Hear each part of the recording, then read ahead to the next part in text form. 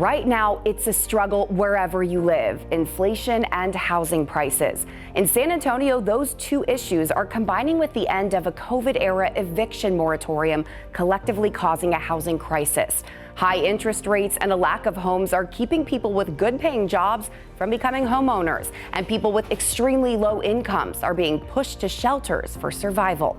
Luckily, San Antonio is a city of solutions, from tiny intensive programs to citywide changes creating easier pathways to housing. Our Solutionaries team stepped into the lives of families taking advantage of these programs who are ready to gain independence and succeed. I was very broken. I had no hope, no goals, desires, aspirations, inspiration. I was just surviving. After 9 years swept up in an unsafe relationship and drug use, Jennifer Torres escaped to a rehab where her 6-year-old daughter could stay with her. Come on, baby doll. Torres found long-term sobriety but had nowhere to go when rehab was over until she found Visitation House Ministries. So, this is our home. I went through an extensive interview process with them. I mean, I got interviewed like 3 times to make sure this is what you want. And it was what I wanted. The extremely small ministry has been around for 40 years, helping moms and their kids escape homelessness in a very specific way. She has a hobby, something that she's excited about. The 2-year program is intensive, longer than other programs, allowing families to stay until they find success. They put me into GD classes. Yes, worked very hard, got my GD within 3 months. They pushed me to, okay, this is what you're gonna do. Now we're gonna get into college.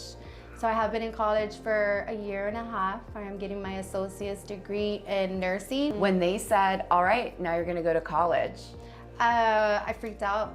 Me go to college, it was always part of my childhood dream. And now it will be her daughter's reality too. Good job. So her seeing me on the computer working hard, she sees me studying, she sees the frustration and the sacrifices I have to make.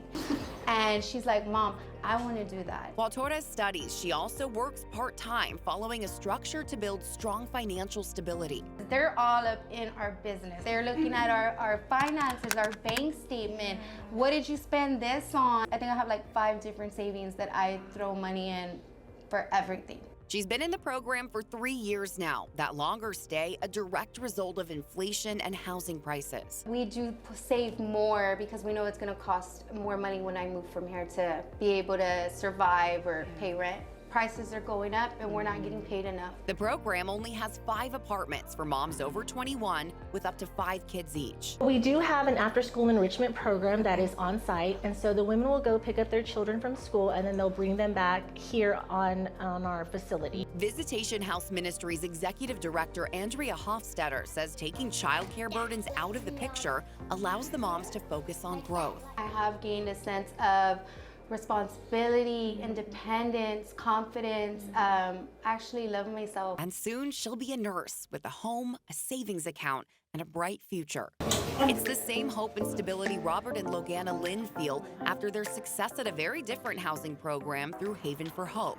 They were living with family members who fell through on paying rent. The only thing we had was a tank of gas to get to San Antonio. Even if you had a little bit of money, would that have covered groceries at the cost they are? Oh, no, absolutely not. The price of motels are ridiculous now, and the cost of groceries and gas.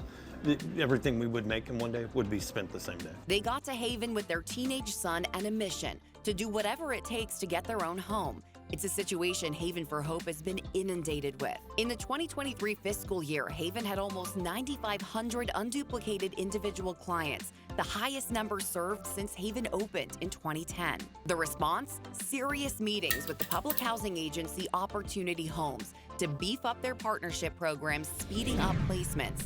Opportunity Homes voucher program for the general public has a wait list that's closed. And when they do open it, it's usually for a couple of weeks, and it's a lottery system. Meaning even if you do sign up, you may not get put on that wait list. But Haven for Hope's housing director, Ashley King, says if people are at Haven, they get pushed through to quick housing. Opportunity Home is doing eligibility appointments here at Haven for Hope now, every other month. To qualify for the long-term housing programs, you need 2 things, a job and all identification documents, which can be hard to get. Let's break down Haven's housing options. There's a shallow subsidy for those who don't meet those qualifications, meaning they get coverage of a month of rent or move-in costs. Then there's the long-term programs. First is the Small Family Preference Program, SFP. Once they qualify for the voucher, Opportunity Homes places them in the next available housing unit. It's a quicker, typically 2-week turnaround, getting placed immediately. And then there's the Homeless Services Program, HSV. Once they qualify for that voucher, they can choose their own housing, but it takes more time to find properties that take that voucher. The Lynns were set on qualifying for those long-term vouchers. They stayed positive, met with their caseworker, got their identification documents, and got jobs. They showed up to budgeting and parenting classes, and now they have their voucher and are choosing their housing. Have you talked to the landlords yet? As a matter of fact, when she goes to work, when this interview's done, I'm going right across the street here. We need more landlords that not only have affordable units, but are accessible to our clients and accessible to voucher holders. Landlords don't have to take that voucher. So Haven is holding events where landlords can learn more about the vouchers and incentives.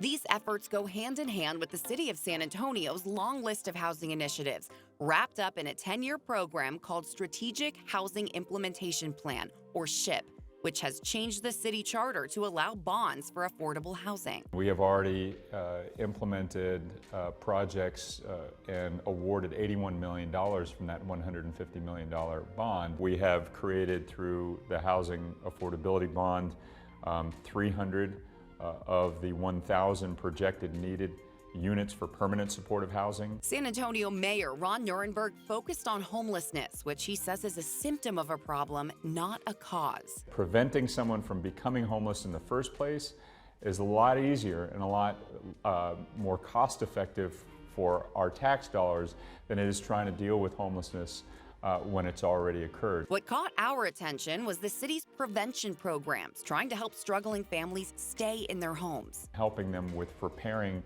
older homes so they don't slip into disrepair and ultimately force somebody out on the street. They've preserved over 900 households, but what's affected even more people is the rental assistance program. Scaled up through the pandemic, we were able to prevent almost 65,000 families from being out on the street. So we had one of the most successful emergency rental assistance programs in the country. But even with that success, the overall housing strategy needs continued support to steer people through this economic challenge. Got it? The collective goal, to create more success stories like this. Yeah, this is our morning routine here. Okay. For Solutionaries. Gotta do the whole thing. I'm Courtney Friedman. Stay up to date with our latest Solutionaries videos. Hit subscribe and leave us a comment below.